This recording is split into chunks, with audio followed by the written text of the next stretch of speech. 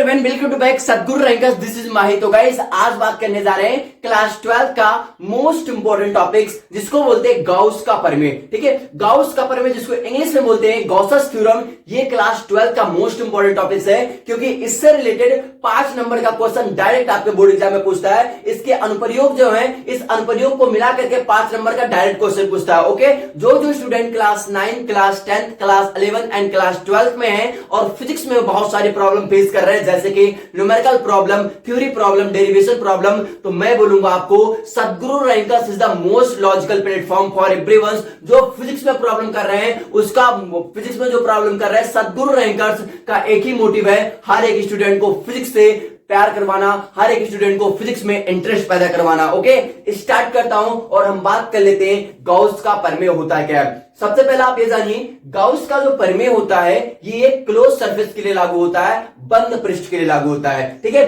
तो हमारा बंद पृष्ठ के लिए लागू होता है और इसकी हमारी फार्मूला जो होता है ये होता है phi E is equal to होता है क्यू बटे एप्सिलॉन नॉट। मतलब किसी बंद पृष्ठ में उपस्थित कुल आवेश, किसी बंद पृष्ठ में उपस्थित कुल आवेश और उसका 1/एप्सिलॉन गुना होता है, इसको बोलते हैं गाउस का प्रमेय। ठीक है, स्टार्ट कर लेता हूं। ये हमारे लिए गाउस का प्रमेय का फार्मूला क्या रहा, ये गाउस के प्रमेय का फार्मूला मैंने आपको पहले बता दिया ताकि आपको दिक्कतें ना हो। अब हम बात कर लेते हैं इसकी डिफिनेशन, इसकी परिभाषा क्या है। ठीक है, तो किसी बंद पृष्ठ से निकलने वाले कुल फ्लक्सों की संख्या उस पृष्ठ में उपस्थित कुल आवेशों का 1/एप्सिलॉन गुना होता है, उसको बोलते हैं गाउस का प्रमेय। ठीक है, तो लिख दे रहा हूं, किसी पृष्ठ से, किसी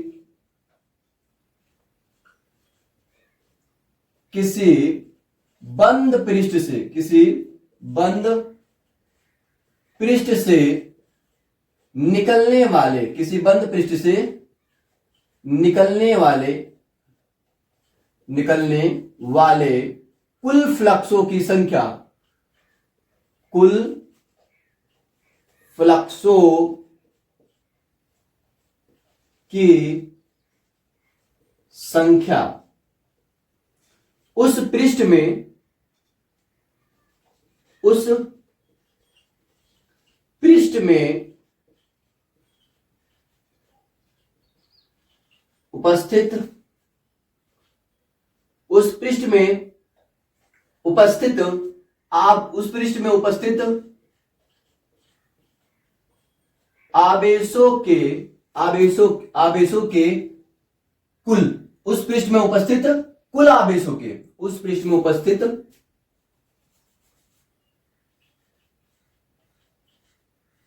कुल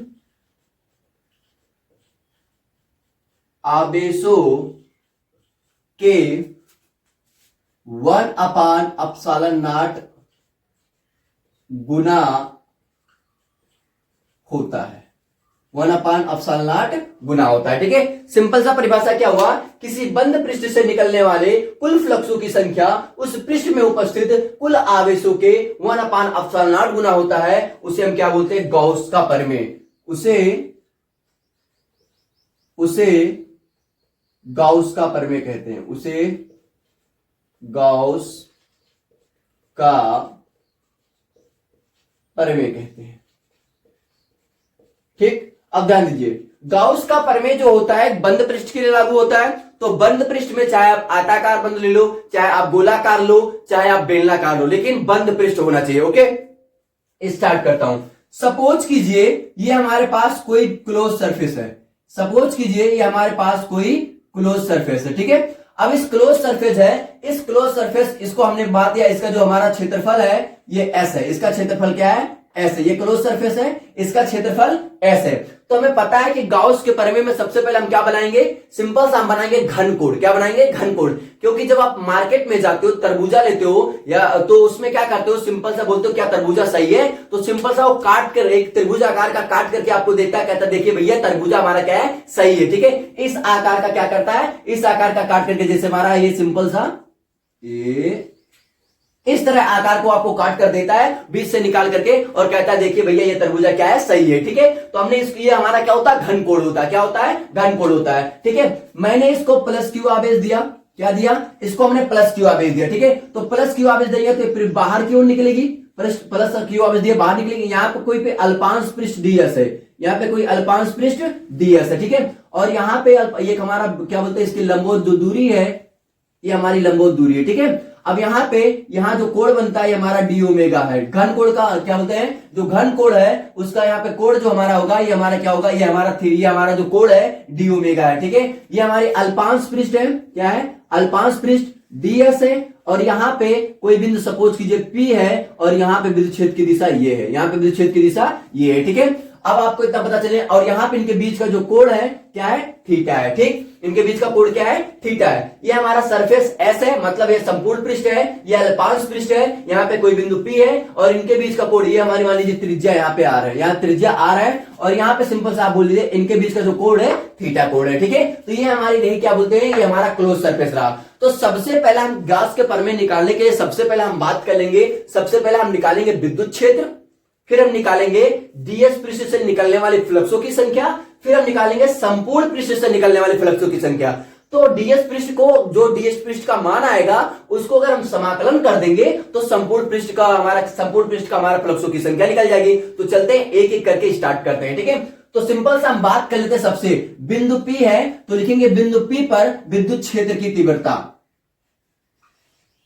बिंदु P पर विद्युत क्षेत्र की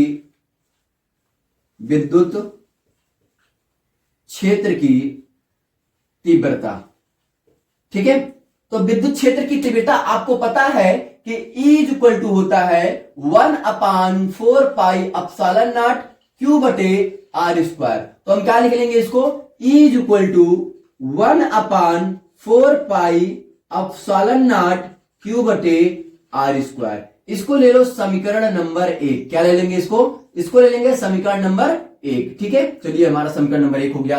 अब सिंपल सा हम बात कर लेते हैं डीएस पृष्ठ हमारा अल्पांश पृष्ठ है, अल्पांश पृष्ठ से निकलने वाली फ्लक्सों की संख्या। तो लिखेंगे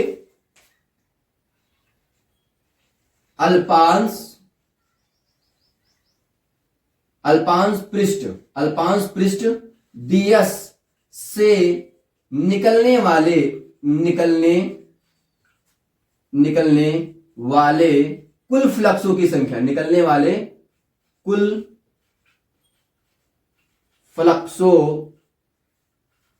की संख्या। तो कुल फ्लक्सों की संख्या, तो सिंपल सा आपको पता होगा कि कुल फ्लक्सों की संख्या को हम क्या लेंगे, डी फाई ई। अब आपको पता फ्लक्स क्या होती है, फ्लक्स होता है phi E is equal to EDS cos theta. क्या होता है, जो हमारी फ्लक्स होती है वो फ्लक्स हमारा होता है phi E is equal to होता है ईडीएस कास थीटा, अगर आप फ्लक्स का वीडियो नहीं देखे हैं तो फ्लक्स का वीडियो देख लीजिएगा जाके, ठीक है। सिंपल सा फ्लक्स का भी वीडियो ऑलरेडी डाला गया है, ओके। तो हमारा फ्लक्सों की संख्या क्या है, phi is equal to DS cos theta. तो यहाँ पे क्या, अल्पांश पृष्ठ डीएस से निकलने वाले कुल फ्लक्सों की संख्या, तो कुल फ्लक्सों की संख्या क्या हो जाएगा, तो D phi is equal to EDS cos theta, ठीक है। अब ध्यान दीजिएगा, समीकरण 1 में हम क्या कर देंगे, समीकरण लिखेंगे समीकरण 1 से। क्या लिखेंगे, समीकरण 1 से। तो समीकरण 1 हमारा सिंपल से यहाँ पे समीकरण 1 से हम क्या कर देंगे, D phi E is equal to EDS cos theta, मतलब इसमें ई का मान रख देंगे, ठीक है। समीकरण 1 क्या है, 1/4 पाई एप्सिलॉन क्यू बटे आर स्क्वायर। तो ई के जगह क्या रख देंगे, 1/4 पाई एप्सिलॉन क्यू बटे आर स्क्वायर, ठीक है। यहाँ पे समीकरण नंबर इसमें रख देंगे। तो D phi E is equal to, हमारा ई का मान कितना है, यहाँ पे समीकरण नंबर 1 से ई का मान कितना है, 1/4 पाई हो जाएगा, 1/4 पाई, ठीक है। उसके बाद Q बटे आर स्क्वायर और इनटू हमारे पास बचेगा क्या, हमारे पास बचेगा डीएस कॉस थीटा। क्या बचेगा, डीएस कॉस थीटा, क्योंकि ई के जगह पे 1/4 पाई एप्सिलॉन नॉट Q बटे आर स्क्वायर रख दिया, ठीक। अब ये सिंपल सा हो गया। अब सिंपल सा हम क्या लेंगे, हमारा डीएस पृष्ठ हो गया। अब निकाल लेते हैं संपूर्ण पृष्ठ से निकलने वाले फ्लक्सों की संख्या। तो संपूर्ण पृष्ठ हमारा क्या है, एस है। तो हम संपूर्ण पृष्ठ मतलब पहले तरबूजा का जो कटा हुआ भाग था, तो तरबूजे के कटे हुए भाग को हमने निकालना, डीएस पृष्ठ था। अब पूरे तरबूज का निकालेंगे तो हम इसका क्या कर देंगे, समाकलन कर देंगे। तो यहाँ पे सिंपल सा हम क्या लिखेंगे, यहाँ पे ध्यान दीजिए, सिंपल सा हम लिखेंगे कि संपूर्ण पृष्ठ एस से निकलने वाले फ्लक्सों की संख्या, संपूर्ण पृष्ठ यस से निकलने वाले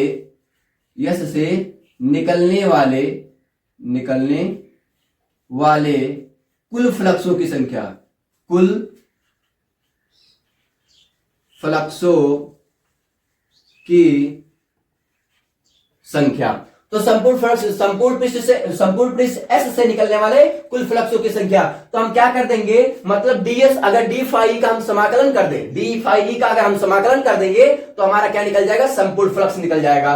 तो हमारा संपूर्ण फ्लक्स हमारा हो जाएगा फाई, क्या हो जाएगा, phi is equal to integration मतलब समाकलन हमारा हो जाएगा डी फाई ई, क्या हो जाएगा, डी फाई ई। अगर हम क्या कर देंगे, डी फाई ई का हम क्या कर देंगे, समाकलन कर देंगे तो हमारा संपूर्ण फ्लक्स निकल जाएगा। ठीक है, तो यहीं पे संपूर्ण पृष्ठ एस से निकलने वाले कुल फ्लक्सों की संख्या, तो कुल फ्लक्सों की संख्या हमने फाई ई का अगर हम क्या कर देंगे, phi is equal to integration, और समाकलन इंटीग्रेशन बोलो या समाकलन बोलो, इंटीग्रेशन इंग्लिश है और समाकलन हिंदी है, और इसका हम क्या कर देंगे, क्या बोलते हैं, ये समाकलन कर देंगे। तो डी फाई का अगर हम समाकलन कर देंगे तो समाकलन मतलब ही होता है जोड़। जैसे मान लीजिए हमारे पास छोटा छोटा टुकड़ा है, अगर मान लीजिए हमारा छोटा छोटा टुकड़ा उसको जोड़ लेंगे तो एक बड़ा टुकड़ा बन जाएगा। तो वैसे क्या कर देंगे, इसको हम जोड़ ले रहे हैं, ठीक है, तो हमारा जोड़ने मतलब इसका हम क्या कर देंगे, समाकलन कर देंगे। तो डी हमारा हो जाएगा फाई इज इक्वल टू, ये हो जाएगा फाई इज इक्वल टू, और सिंपल सा इंटीग्रेशन डी फाई का मान क्या है, डी फाई का मान हमने निकाला 1/4 क्यू बटे R square into D S cos theta.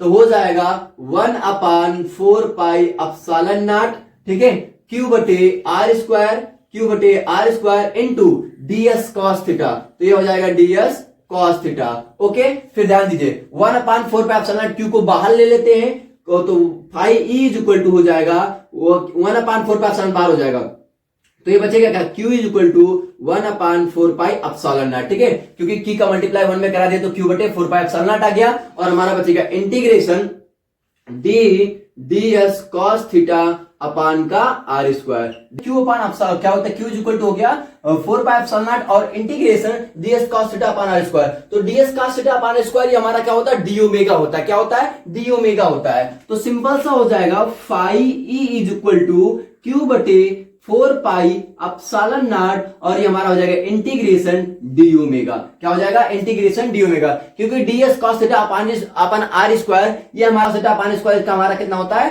पूरा इंटीग्रेशन हमारा डी ओमेगा होता है, मतलब डी एस कॉस थीटा अपन स्क्वायर हमारा क्या होता है, डी ओमेगा होता है। इसका इंटीग्रेशन कर देंगे तो phi E is equal to हो जाएगा क्यू बटे 4 pi epsilon naught, D omega का इंटीग्रेशन होता है 4 पाई, तो हो जाएगा 4 पाई से पाई कैंसिल हो जाएगा, तो सिंपल सा बचेगा phi E is equal to हो जाएगा क्यू बटे एप्सिलॉन नॉट। यही होता है हमारा गॉस का प्रमेय। ओके, अगर यदि हमारा जो प्लस क्यू आवेश है ये पृष्ठ से बाहर है, अगर ये प्लस क्यू आवेश पृष्ठ से बाहर रख दिया जाए तो कुल फ्लक्स तब हमारा गॉस का प्रमेय क्या होगा, तो गॉस का प्रमेय उस समय क्या होगा, हमारा शून्य हो जाएगा। क्या हो जाएगा, अगर ये हमारा प्लस क्यू आवेश पृष्ठ से बाहर हो जाए तो पृष्ठ से जब बाहर होगा तो जितने आवेश प्रवेश करेंगे उतने आवेश बाहर निकलेंगे, तो मतलब क्या, हमारा क्या हो जाएगा, शून्य हो जाएगा। ठीक है, तो कोई अगर पूछ लेगा कि अगर हमारा प्लस क्यू आवेश पृष्ठ से बाहर रख दे तब गॉस का प्रमेय क्या होगा, तब गॉस का प्रमेय हमारा क्या होगा, शून्य होगा। ठीक है, ये हो गया, आपको इतना समझ में आया। और मैं आपको एक पॉइंट बता दे रहा हूं, पॉइंट क्या है, ध्यान दीजिएगा कि गॉस का जो प्रमेय है, ठीक है, गॉस का प्रमेय